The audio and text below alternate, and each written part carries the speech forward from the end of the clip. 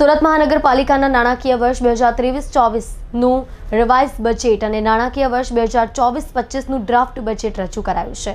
મનપા commissioner Shrimati Shalini Agarwal 8,718 કરોડનું budget રજૂ કર્યું. સાથે કુલ કેપિટલ બજેટ રૂપિયા 4,121 કરોડની જોગવાઈ રહેશે. સુરત મહાનગરપાલિકા દ્વારા આજે વર્ષ 2024-25નું ડ્રાફ્ટ બજેટ રજૂ કરાયું છે. મનપા કમિશનરે વર્ષ 2024-25 માટે 8,718 કરોડનું ડ્રાફ્ટ બજેટ રજૂ કર્યું છે. વિકાસ કાર્યો કેપિટલ બજેટ 4,121 કરોડ રાખવામાં આવ્યું છે. આ વર્ષે બજેટમાં કોઈ પણ કરમાં વધારો કરવામાં આવ્યો નથી. મ્યુનિસિપલ કમિશનર શાલિની અગ્રવાલે આ બજેટને અમૃતકાળનું બજેટ ગણાવ્યું. આ વર્ષે સુરત મહાનગરપાલિકાનું 7,848 કરોડ ફાઇનલ બજેટ હતું.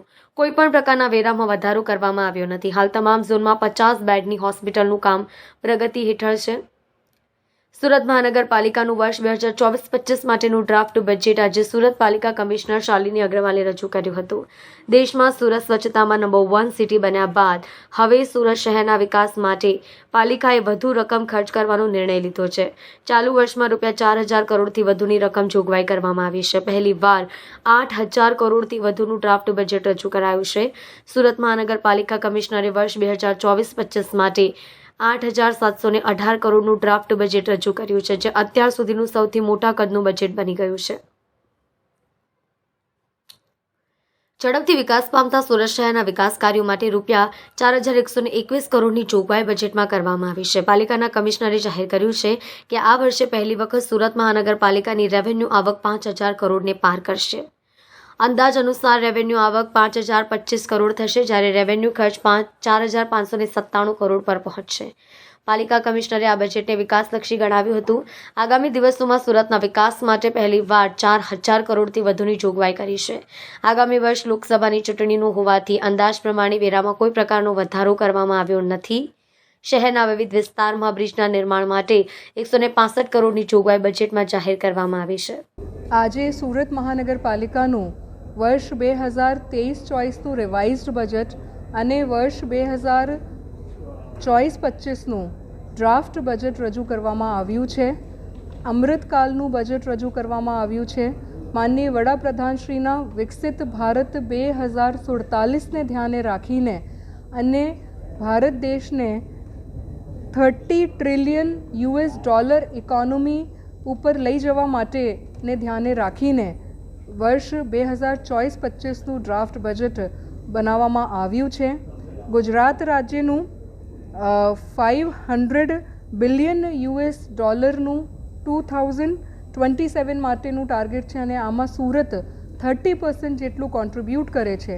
એટલે આ બધી બાબતોને ધ્યાને રાખીને સુરત શહેર તેજ ગતિથી આગળ વધે, વર્લ્ડ ક્લાસ ઇન્ફ્રાસ્ટ્રક્ચરની દિશામાં આગળ વધે, સસ્ટેનેબલ સિટી ઓફ ટુમોરો અને most liveable city of tomorrow તરીકે સુરત શહેર અર્બન મોડલ ગવર્નન્સના ક્ષેત્રમાં સમગ્ર દેશમાં જ નહીં પણ આંતરરાષ્ટ્રીય સ્તર એક મોડલ બને, આ બધી બાબતોને ધ્યાને રાખીને સુરત મહાનગરપાલિકાનું બજેટ રજૂ કરવામાં આવ્યું છે.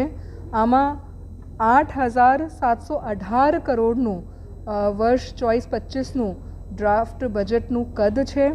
કેપિટલ એક્સપેન્ડિચરમાં 4,121 કરોડ પ્રપોઝ કરવામાં આવ્યા છે. એટલે વિકાસલક્ષી કામો ઉપર ફોકસ કરવામાં આવ્યું છે.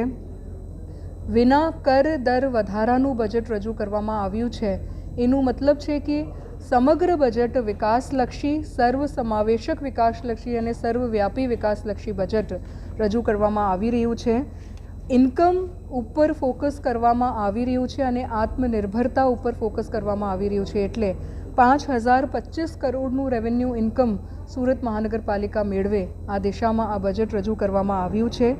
Physical infrastructure, social infrastructure, human development ઇન્ડેક્સના સાથે સાથે એન્વાયરમેન્ટલ સસ્ટેનેબિલિટી ઉપર પણ ફોકસ થાય એ પ્રકારના કામોનું સમાવેશ કરવામાં આવ્યું છે અને સમાજના દરેક વર્ગના લોકોને આવરી લેવાતું બજેટ છે. આમાં મહિલાઓ, બાળકો, સિનિયર સિટીઝન્સ, શહેરી ગરીબો, દિવ્યાંગો અને બીજા તમામ વર્ગના લોકોના સર્વાંગી વિકાસ માટેનું આ બજેટ છે.